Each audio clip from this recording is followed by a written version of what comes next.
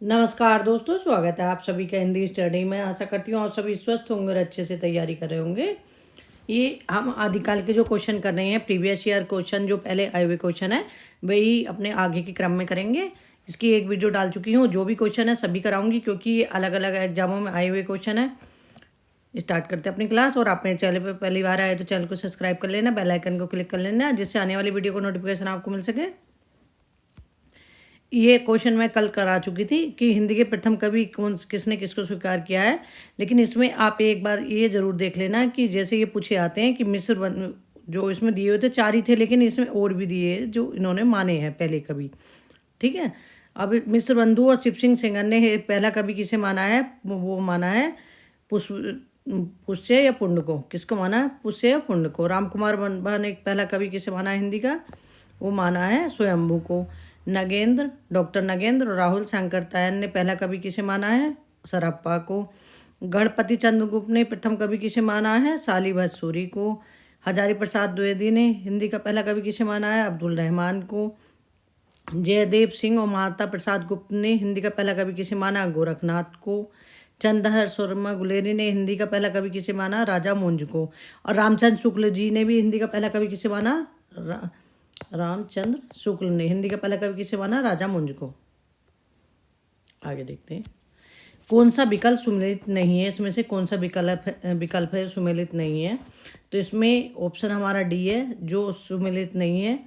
रेवंत गिरिरास जो सुमेलित नहीं है। इसमें श्रवाकाचार देवसेन की रचना है। नेमिनाथ रास सुमति गढ़ी की रचना है। भारतेश्वर बाहुबली रास शालिवाहन सूरी की रचना है। रेवंत गिरी रास किसकी रचना है? विजय सेन सूरी की रचना है। किसकी रचना है? विजय सेन सूरी की। जिन धर्म सूरी लिखा ना, तो ये गलत है। ठीक है। सरहप्पा से संबंधित कौन सा तथ्य सही नहीं है? सरहप्पा से संबंधित कौन सा तथ्य इसमें से संबंधित नहीं है? तो ऑप्शन सी है इसमें जो सही नहीं है। उनकी भाषा सर्वत्र सीधी सरल मानी जाती है। सरहप्पा की भाषा सीधी सरल नहीं थी। वे सिद्ध साहित्य के प्रारंभकर्ता थे, ये सही है सरहप्पा के बारे में। दोहा कोश उनकी प्रसिद्ध रचना है, ये भी सरहप्पा के बारे में सही है। उन्होंने अंत साधना पर जो जोर देते हुए पंडितों को फटकार लगाई है, ये भी सही है। और ये शताब्दी पूछते कौन सी शताब्दी के थे? ये 8वीं शताब्दी के थे।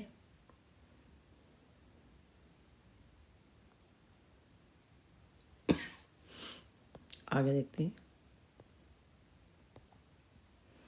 शंकराचार्य के बाद इतना प्रभावशाली और इतना महिमान्वित महापुरुष भारतवर्ष के दूसरा नहीं हुआ। हजारी प्रसाद द्विवेदी की यह उक्ति किसके विषय में है? तो ये कथन हजारी प्रसाद द्विवेदी ने किसके बारे में कहा है? ये गोरखनाथ के बारे में कहा है हजारी प्रसाद द्विवेदी ने। गोरख जगायो जोग भक्ति भगायो लोग, ये पंक्तियाँ किसने कही थी? ये तुलसीदास ने। क्योंकि गोरखनाथ ने भक्ति को इतना कठिन कर दिया था कि आम व्यक्ति तक भक्ति मतलब पहुंच नहीं पाई थी। मतलब उसके नियम इतने कठिन थे, मतलब आम व्यक्ति नहीं कर सकता था। ठीक है। सिद्ध जो वो थे नाथ, वो नाथ कैसे थे? नाथों में जैसे कनफटा किसे बोलते थे? नाथों को कनफटा बोलते थे। ठीक है। ये पूछ लेते हैं कि कनफटा योगी किसे कहते थे? तो नाथों को कहते थे। और बड़े बड़े कुंडल कानों में छेद कर कौन पहनते थे? तो वो नाथ पहनते थे। और नाथ कितने थे? 9। और सिद्ध कितने थे? 84।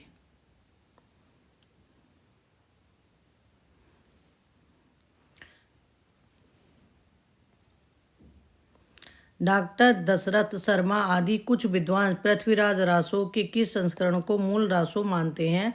तो डॉक्टर दशरथ शर्मा आदि कुछ विद्वान पृथ्वीराज रासो के किस संस्करण को मूल रासो मानते हैं? तो ऑप्शन इसमें डी होगा, सबसे छोटा संस्करण जिसमें 1300 छंद है। कितने हैं? 1300 छंद हैं। पृथ्वीराज रासो किसकी रचना है? चंद्रबरदाई की रचना है। और इसमें कितने समय है पूछे गए? 69 समय है ये जो है। बीसल देव रासो के संपादक कर्ता इनमें से कौन है? तो बीसल देव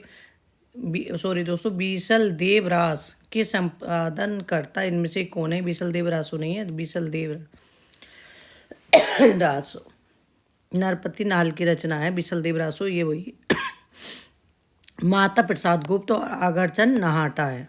तो इसमें ऑप्शन हमारा सी सही होगा। आदिकालीन हिंदी कवि अमीर खुसरो विषयक कौन सा तथ्य सही नहीं है? तो आदिकालीन हिंदी कवि अमीर खुसरो विषयक कौन सा तथ्य सही नहीं है? तो इसमें से ऑप्शन डी है जो सही नहीं है। उनकी पहेलियाँ मुकरिया और दो सुखने हिंदी साहित्य की में प्रसिद्ध हैं, ये भी सही है। उनकी रचनाओं में खड़ी बोली काव्य भाषा बनने का प्रयास कर रही थी, ये भी सही है। उन्होंने जनजीवन के साथ घुल मिलकर काव्य रचना की, ये भी सही है। ठीक है।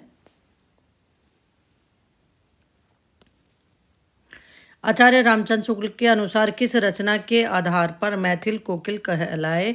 तो आचार्य शुक्ल के अनुसार किस रचना के आधार पर विद्यापति मैथिल कोकिल कहलाए? तो वो पदावली के आधार पर मैथिल कोकिल कहलाए। इनकी रचना है जैसे लिखनावली, पुरुष परीक्षा, दान वाक्यावली, गया पतलक और दुर्गा भक्त तरंगिणी, गंगा वाक्यावली। ठीक है, सबको अच्छे से देख लेना क्योंकि रचनाएं इनकी पूछी जाती हैं।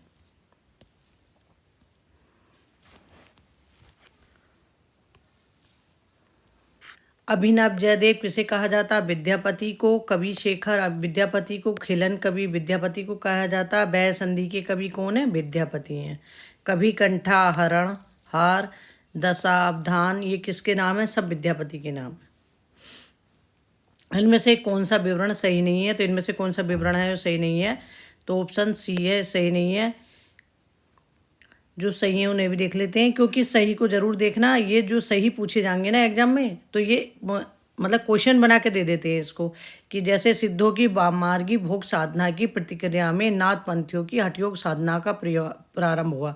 तो नाथ पंथियों की हठयोग साधना का प्रारंभ किससे हुआ? इस तरह से ना ये क्वेश्चन दे देते हैं इससे। जैन साहित्य आचार, रास, फागु और चरित आदि शैलियों में रचा गया, ये सही है।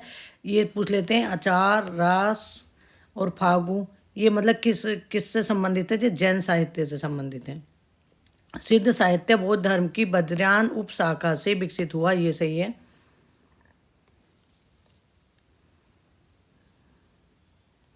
अपभ्रंश के कवियों को विस्मरण करना हमारे लिए हानि की वस्तु है। यही कवि हिंदी काव्यधारा के प्रथम सृष्टा हैं। ये कथन किसका है? तो ये कथन किसका है? राहुल शंकरतायन का है। इसे आप अच्छे से ये देख लेना कि राहुल शंकरतायन ने क्या कहा है, क्या है। ठीक है, बस सिर्फ इतना याद कर लेना है कि अपभ्रंश के कवियों को विस्मरण करना हमारे लिए हानिकारक वस्तु है। ठीक है, तब भी याद हो जाएगा। आचार्य रामचंद्र शुक्ल ने पुरानी हिंदी को क्या कहा? प्राकृत आवास हिंदी या अपभ्रंश कहा? प्राकृत आवास हिंदी किसने कहा है? पुरानी हिंदी को रामचंद्र शुक्ल ने कहा।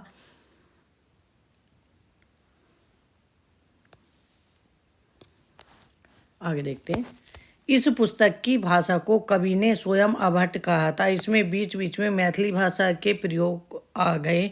भाषा के अध्ययन की दृष्टि से इस पुस्तक का महत्व है ही। आचार्य हजारी प्रसाद द्विवेदी का ये कथन किस कृति के संदर्भ में है? तो ये है कीर्तिलता के संबंध में। कीर्तिलता किसकी रचना है? ये विद्यापति की रचना है। देसिल बयाना सब्जन मिठा, ये कीर्तिलता में ही कहा है विद्यापति ने।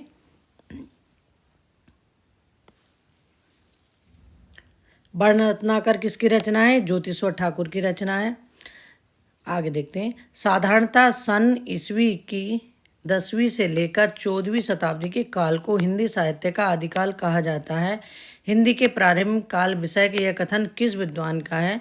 तो ये कथन किसका है कि 14वीं से, क्योंकि अगर आपने हिंदी साहित्य का इतिहास इन्होंने जो लिखा है हिंदी साहित्य का मतलब इतिहास तो नहीं लिखा था इन्होंने हिंदी साहित्य का आदिकाल इस तरह से, तो उसमें दिया जो काल बटा दिया था ना 14वीं शताब्दी से, वो 10वीं शताब्दी से 14वीं शताब्दी तक दिया था। अगर इतना भी ध्यान रहेगा ना तो हजारी प्रसाद द्विवेदी जी ध्यान आ जाएंगे।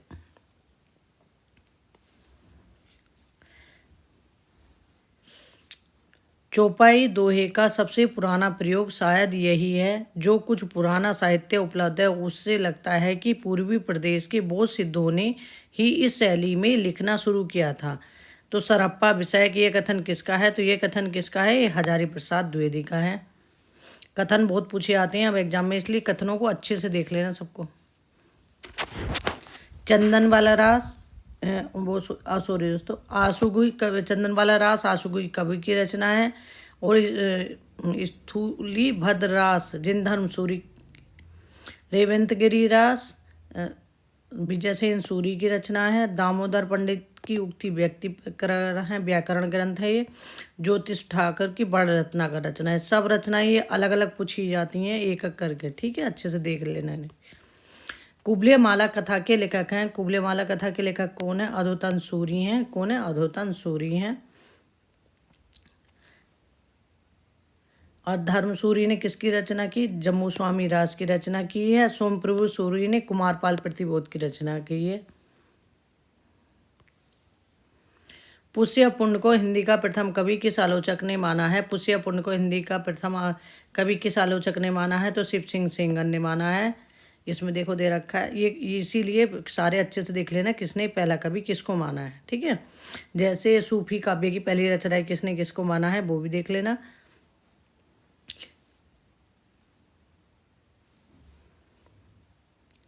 रत्नाकर जोपम कथा पुस्तक का संबंध किससे है? तो रत्नाकर जोपम कथा का संबंध किससे है? तो ये है वज्रयानी सिद्ध से। किससे है? वज्रयानी सिद्ध से। ये 2021 में पीजीटी में पूछे गए थे क्वेश्चन। देखो ये सब क्वेश्चन जैसे टीजीटी, पीजीटी, आरपीएससी जो राजस्थान वाला एग्जाम होता है, सब ये क्वेश्चन अच्छे हैं क्योंकि तुम आपको जो मिक्सअप क्वेश्चन मैं सोच रही हूँ कि आपके पास मिक्सअप क्वेश्चन पहुँच जाएंगे सभी एग्जामों के।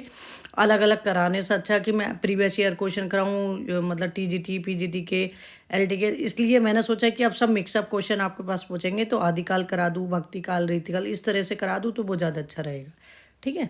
आज के लिए इतना ही, मिलते हैं अगली वीडियो में, तब तक के लिए धन्यवाद।